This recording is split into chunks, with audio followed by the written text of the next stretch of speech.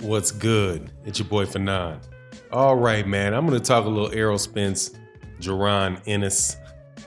Give you my thoughts on this, probably just because it's Saturday afternoon and not a lot going on in boxing. So I thought I would try to point out the obvious that I would hope most people would know. I listened to Black Fight Fan TV's video earlier when he invited the fight between Errol Spence Jr. and Doron Ennis, and I thought to myself, Black Fight Fan TV's trying to get this young man killed. So let me share my thoughts about this, and which is pretty much this. Doron Ennis needs to stay as far away from Errol Spence Jr. as he possibly can get. If they offered him $500,000 for that fight, Doron Ennis needs to say no and get on the first bus, the first thing smoking in the opposite direction. Because Errol Spence Jr. will ruin Doron Ennis. It's not a close fight. It's not a fight that Doron Ennis or anybody in his management team should even be considering. And I'll go through it. And anybody that thinks that there's even a slight chance that Doron Ennis can pull that fight out, I hesitate to say that you don't know anything about boxing, but I will say I hesitate to believe that you've actually looked deep. You've looked seriously at Doron Ennis's record. Look at how old he is, what his experience is, and really compared that, his fighting style with Errol Spence Jr.'s fighting style and where they are in their career, to even humor it happening anytime before the next 5 years. 5 years at the earliest. Now, before I get into that though, I want to welcome you back to the channel. Subscribers, if you're not subscribed, I invite you to subscribe and hit the bell icon so you can be notified of when we do more videos. And also check out our live streams that we do Monday through Friday. Start time between 10:30 a.m. and 10:45 a.m. Central Standard Time. And also check out the Patreon. And thank you so much to the people that support, the patrons that support us on Patreon. I really appreciate you. Now, let me tell you why I say this. Doron Ennis is a kid. And Errol Spence Jr. is a grown-ass man. And that grown-ass man will beat the piss out of that little kid. And that little kid can say whatever he wants, because he should. He should feel confident. He can say what he wants to say. He can talk about how he can run through, how Errol Spence Jr. is basic and he'll run through them. But if he ever tries it, dude, he's going to make Errol Spence Jr. versus Doron Ennis would make Jermell Charlo versus Erickson Lubin look like the Thriller in Manila. It would be that one-sided. The fight's not close.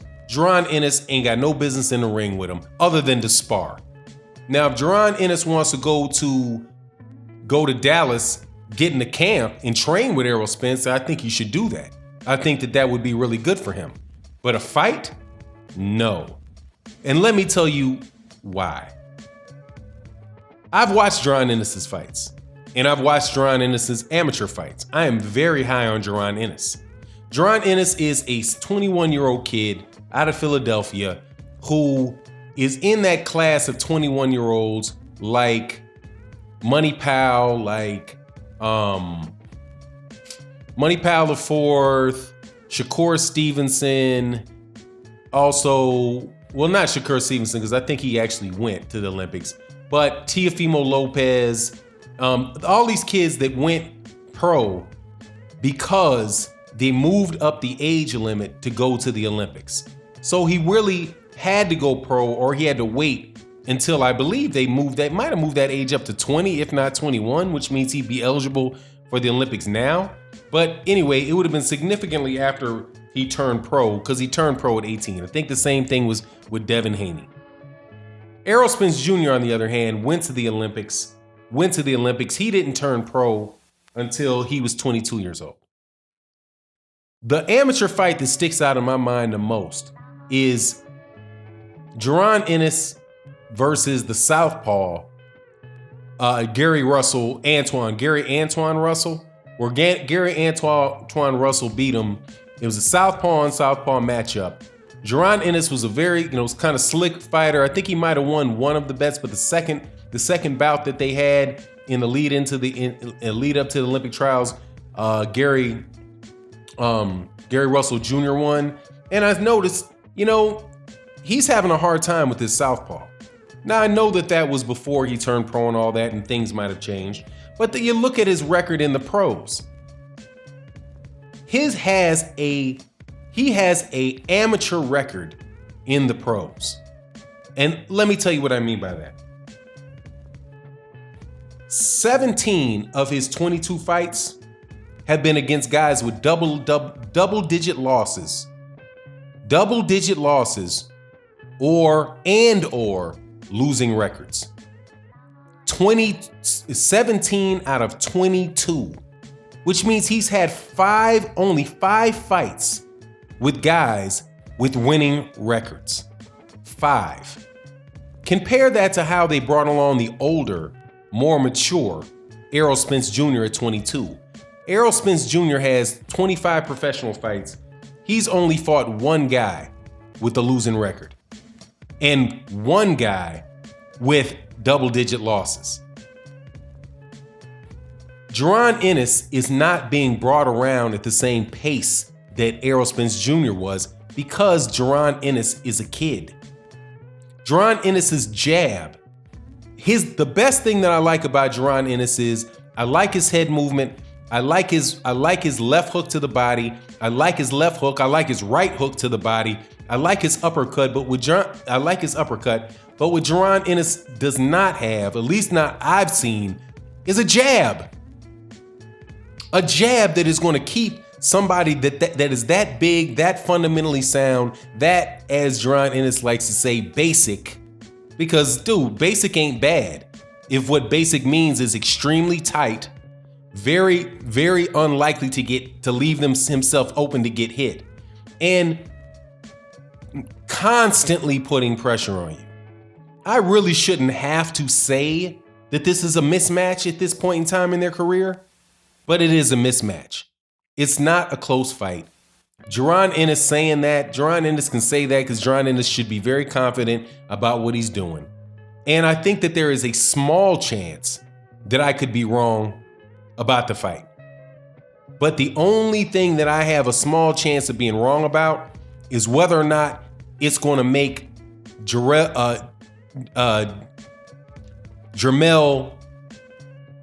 Charlo versus Erickson Lubin look like it was a nip and tuck fight. Because Doron Ennis is not beating Errol Spence Jr. He's not going to get out. He'll get ruined. Not only will he not get out of the fight, he'll get ruined. This is why you bring up there. It is to a certain extent important. I mean, in a large extent, important to bring along people's career properly. In order to have a chance against Errol Spence, Doron Ennis is going to have to fight several guys who are ex-world champions. Ex-world champions. He would have to get into, and he would have to have a fight with a Danny Garcia. He needs to have a fight with a Lamont Peterson. Even a fight with a guy like Sergey Lipinets or somebody moving up who had a belt, moving up from 140 to 147. He needs to have more than 5 fights with guys who don't have double-digit losses or a losing record. I don't blame Doron Ennis or his trainers about how they're bringing him along. He's a 21-year-old kid. Similar to Shakur Stevenson, I think Shakur Stevenson just really started getting his man strength in the last couple fights. That's what I see for Doron Ennis. And it would be an absolute shame if people did what Black Fight Fan TV said, which was go ahead and give Errol should go ahead and give Doron Ennis that money for that fight. Let me assure you, man, if Doron Ennis was offered $600,000 for that fight, their management would turn that down. Because there's no reason to throw that dude to the wind for $600,000.